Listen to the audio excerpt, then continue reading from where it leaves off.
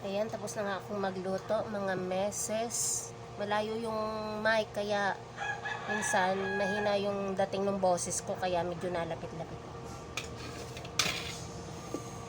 At tapos na nga akong magluto, kakain na daw si Jade at ang masaklap, mga meses. Akala namin kami kakain na, pero kasya na siguro ito. At wala pala kaming sinaing, pero kasya na siguro ito, gawa ng si Jade naman ay mahina siyang kumain. Tapos ay kunti lang naman yung kain. Ayan, wala akong tulog, gawa ng sobrang init, magdamag, pabangon-bangon ako.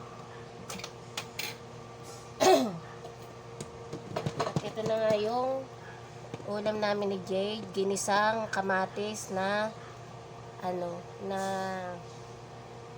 may tuyo. Yung tuyo na padala ni natin. Tapos, siyempre, paborito ni Jade, may itlog. At saka, paborito ni Mama, mayroong gulay. Ayan, hindi ako makakain. Nakakakain naman ako, pero mas gusto ko talaga kapag kumakain ako ay may kasamang mga gulay-gulay. Sasandukan ko na daw si Jade at gutom na. Ito yung malikot na bata. Batang makulit. Tingnan mo yung kanin mo kung okay na, ha? Oh. Okay na. Sure ka, ha? Ubusin mo ito. Ma, walang kutsara, magkakamay na. Maghugas ka ng kamay, ha? Okay. Maghuhugas na ako. Lalagyan ko lang. Gusto mo ng tuyo? Ha? Gusto mo ng tuyo?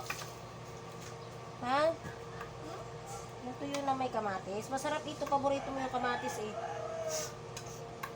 Ako'y naaatake na naman ng allergy. Minsan lang ako nagkakanakas. Tikman mo muna. Darog-darog eh. Lagyan natin ng egg. Gusto mo ng gulay? Thanks. Ayaw talaga niya ng mga gulay pag hindi niya gusto. Ang paborito niya ay cabbage. Ayan. Papatikimin ko ito kay Jade. Pag ito yung natikman niya ay maghihingi na naman iyan.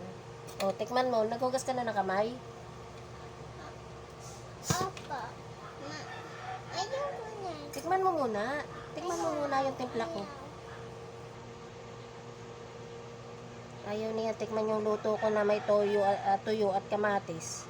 Eh, pag natikman naman niya, hihingi pa siya. O, tikman mo. Ayaw mo talaga.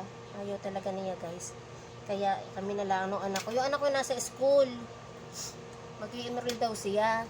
Kaya kami na lang ni Jade ang kakain muna. Ipagsasain ko na lang siya at ang aming pagkain ay bahaw.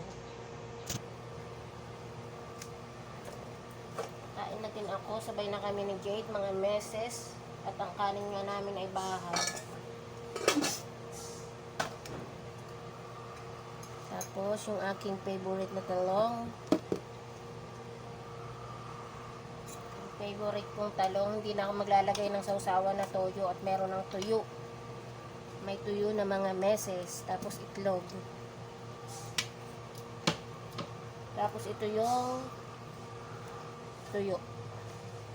Ayun ni Jade, masarap naman. Kung sa bagay, ito talaga yung kinalakayan namin mga ulam-ulam. Pero pag dito ka lumaki sa Maynila, iba yung type mo. Kaya lang tong bata na ito, pihikan siya.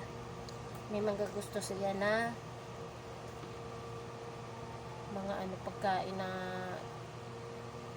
hindi naman dapat kainin. Okay, guys. Ito na yung aking pagkain. Ito yung tuyo ko at saka yung aking gulay. Tapos meron din itlog tig-isa kami. Pagdating ng anak ko, bahala na siya kung ano dagdag niya doon sa tuyo. Tikman ko na, guys. Thank you po, Lord, sa pagkain namin sa araw-araw. Tikman na natin, guys. Ito ay matabang. Kumunat siya gawa ng kamatis, pero masarap. Masarap kaya. Mapapadamay ka ng kanin. Kaya lang ay kati walang kanin at bahaw na. Magkakamay ako. Ayaw ni Jade sumama. Siya nanonood at siya naka-airpod. At naririnig doon sa video. Masarap naman yung tuyo, mga meses.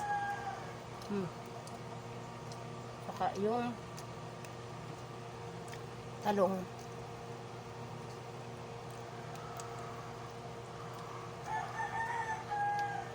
Siguro magsasayang lang talaga ako mamaya. Gawa ng bahawang ulam ang aming kinain.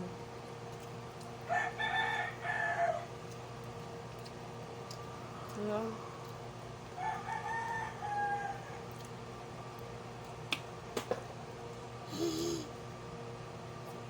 Sana.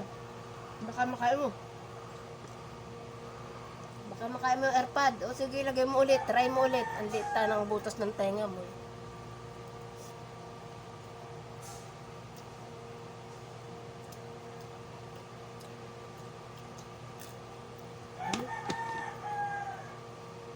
Halatang kagigising lang ako.